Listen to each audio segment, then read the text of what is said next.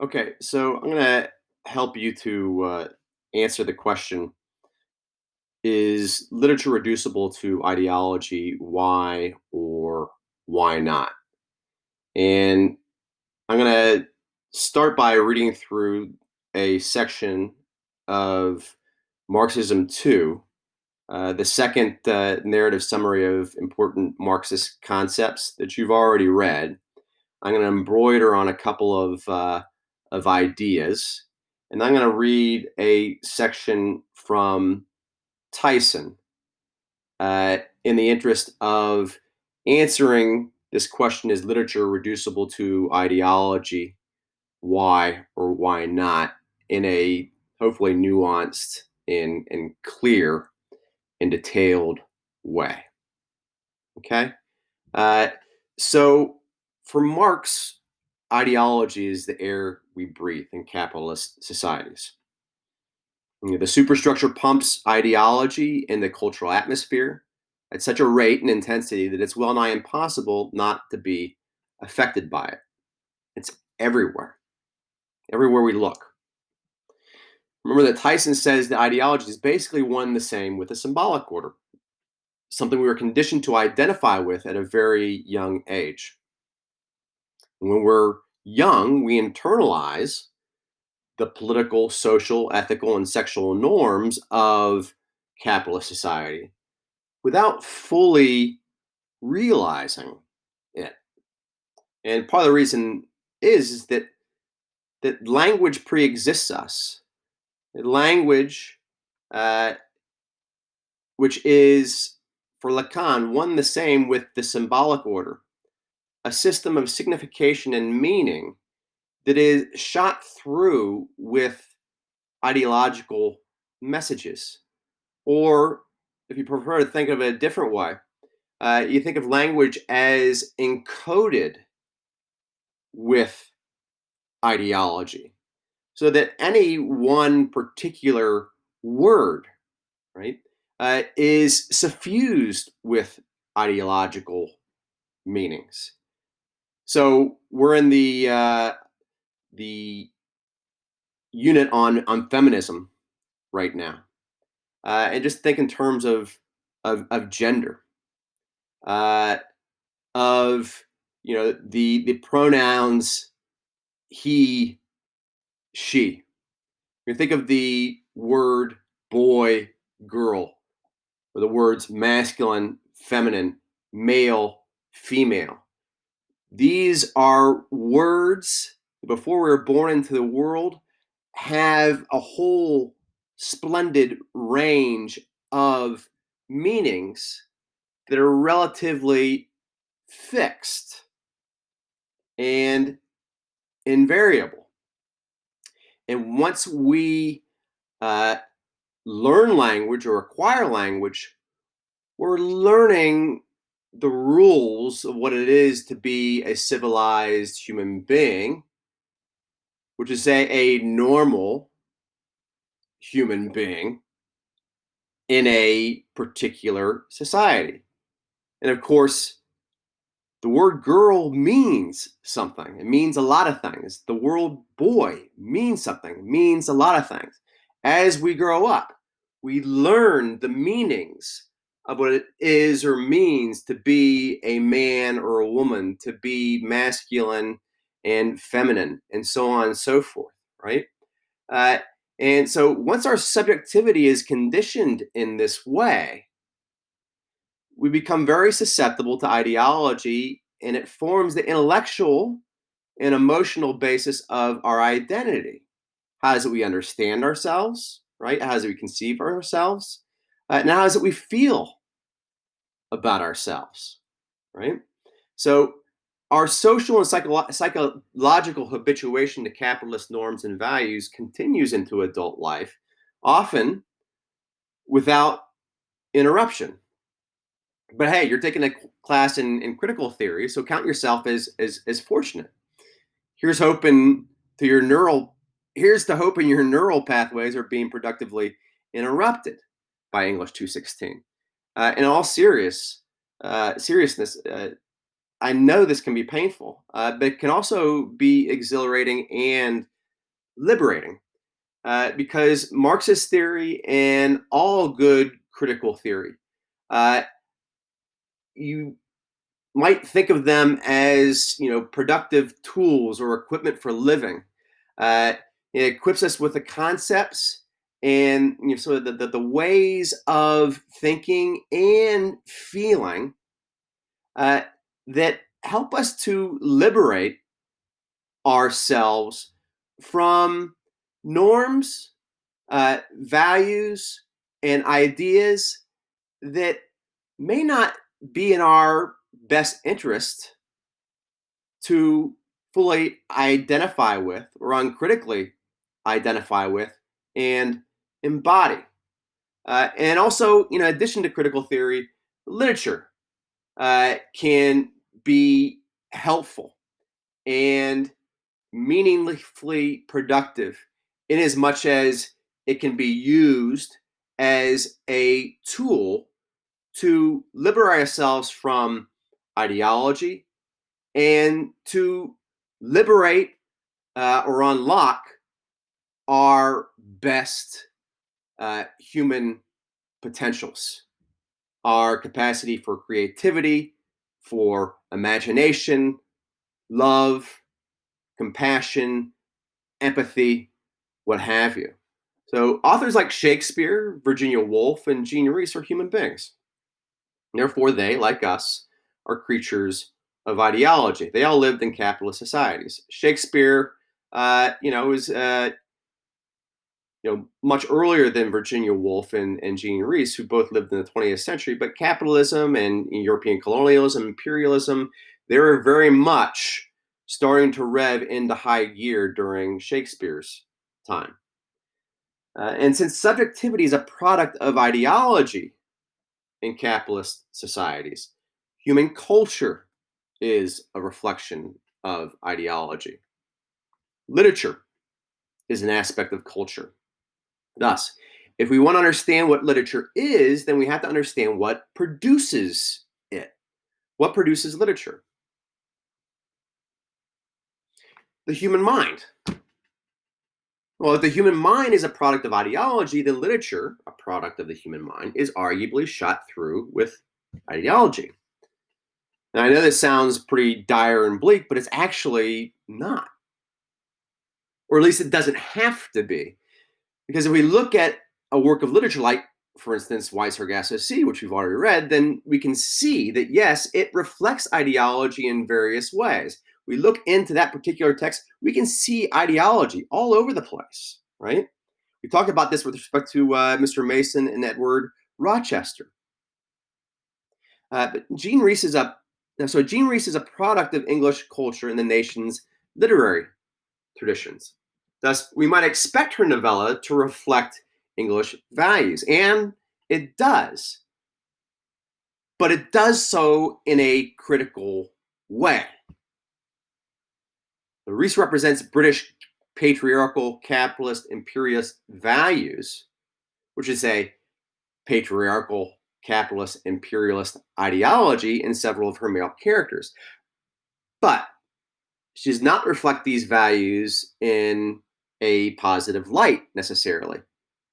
Maybe she represents them in a satirical light, right? So that in addition to criticizing British ideology or English ideology, she wants to represent it as, ridiculous or maybe even pathetic or embarrassing by degrees. It seems like she's doing a lot of different things, right, with ideology in this particular work. She demonstrates, for example, how destructive patriarchal or sexist ideology is, or imperial, which is to say racist ideology, as well as capitalist or classist ideology.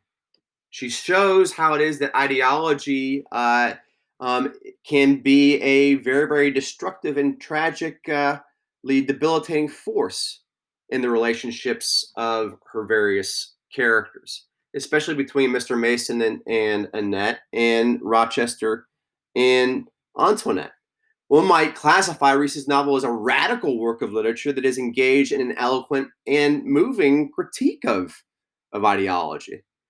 That said, through hard nosed, rigorously imaginative labor, Reese produces a work that has the power to reconfigure the consciousness, the values, and ideas of the reader.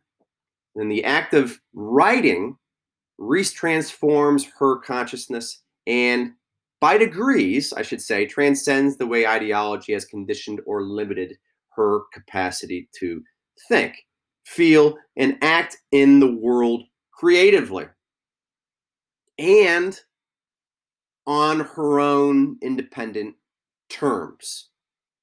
So, that said, one might say that literature is, at least potentially, a mode of creativity that defies the status quo and, by extension, calls for our collective participation in the production of a more just, free, and humane world, right? That is collectively determined and shaped not just by those in power or the bourgeoisie, but everyone, right? And so a more just, free, and humane world would be a more democratic world. Uh, Not all literature does this. Indeed, the job of a Marxist critic or a Marxist literary critic, as Tyson argues, is to assess the extent and degree to which a work of literature supports and or critiques ideology in its various ways. So is literature reducible to ideology? Not necessarily. Are human beings, uh, utterly subject to ideology so they can't see beyond it?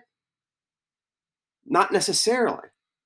I want to read a little bit from a section in psychoanalytic criticism from Tyson's Critical Theory Today to talk about why it is that neither literature nor human beings are necessarily utterly, uh, reflective of the imprint of ideology, ideological messages, or meanings. Uh, she says that so enormous is the role of symbolic order in the formation of what we refer to as ourselves on page 30. In fact, that we are not the unique independent individuals we think we are. Our desires, beliefs, biases, and so forth are constructed for us as a result of our immersion in the symbolic order, especially as that immersion is carried out by our parents and influenced by their own responses to the symbolic order. This is what Lacan means by the claim that, quote, desire is always the desire of the other, end quote. We may think that what we want out of life, or even what we want at any given moment, is a result of our own unique personalities, our own wills and judgments. However, what we desire is what we are taught to desire. Again, according to Lacan. Uh, if we were raised in a different culture, that is, in a different symbolic order, we would have different desires, as is the case with Mr. Mason and Annette, as well as Mr. Rochester and Antoinette, which explains by degrees how and why it is that they cannot get along, see eye to eye. Why is it they so radically misunderstand each other under certain circumstances and during certain situations, and why it is that they cannot fully relate to each other and love each other. We might say that the ideology gets the upper hand in those relationships, right?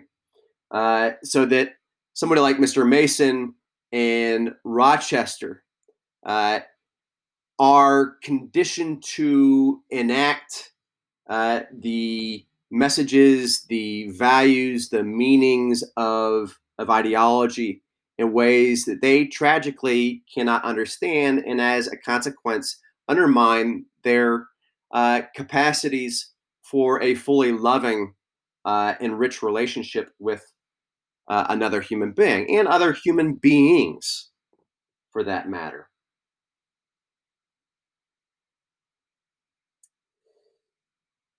So, in other words, Tyson continues, the symbolic order consists of society's ideologies, its beliefs, values, and biases, its system of government, laws, educational practices, religious tenets, and the like. And notice also she's referring to the superstructure here. Government, the state. Uh, Laws refers to an aspect of the state, legislators, and also the actual law. Educational practices.